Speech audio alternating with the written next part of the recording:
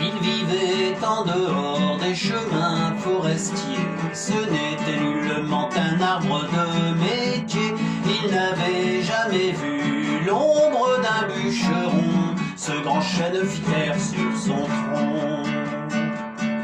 Il eût connu des jours filés d'or et de soie, sans ses proches voisins les pires gens qui soient. Des roseaux mal pensants, pas même des bambous, s'amusant à le mettre à bout.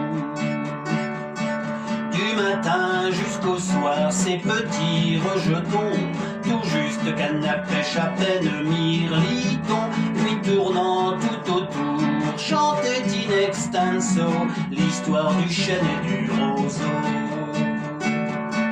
Et bien qu'il fût en bois, les chênes ses courants, la fable ne le laissait pas indifférent. Il advint que lassé d'être en butolassie, il se résolut à l'exil.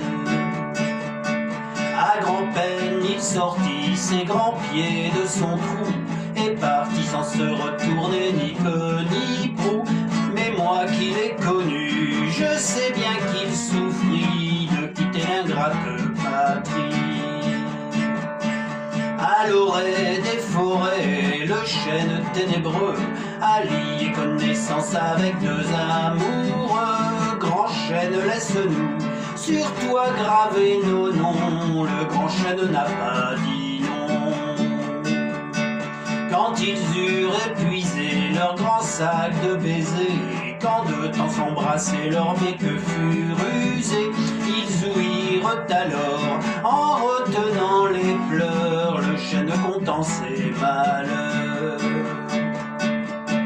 Grand chêne, viens chez nous, tu trouveras la paix, nos roseaux savent vivre et n'ont aucun toupet. Tu feras dans nos murs un aimable séjour, arrosé 4 fois par jour. Cela dit, tous les trois se mirent en chemin, chaque amoureux tenant une racine en main. Comme il semblait content, comme il semblait heureux, le chêne entre les amoureux. Au pied de leur chaumière, ils le firent planter. Ce fut alors qu'il commença de déchanter, car en fait d'arrosage, il n'eut pas que la pluie, des chiens levant la patte sur lui. On a pris tous ses glands pour nourrir les cochons, avec sa belle écorce on a fait des bouchons. Chaque fois qu'un arrêt de mort était rendu, c'est lui qui héritait du pendu. Puis ces mauvaises gens, vandales accomplis, le coupèrent en 4 et puis en firent un lit.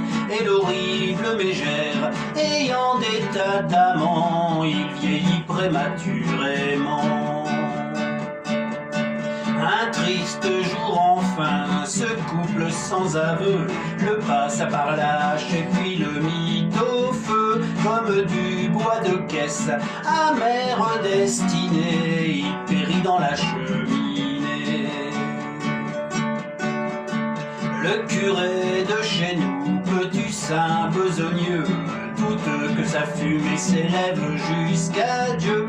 Qu'est-ce qu'il en sait le bougre, et qui donc lui a dit qu'il n'y a pas de chêne en paradis, qu'il n'y a pas de chêne en paradis.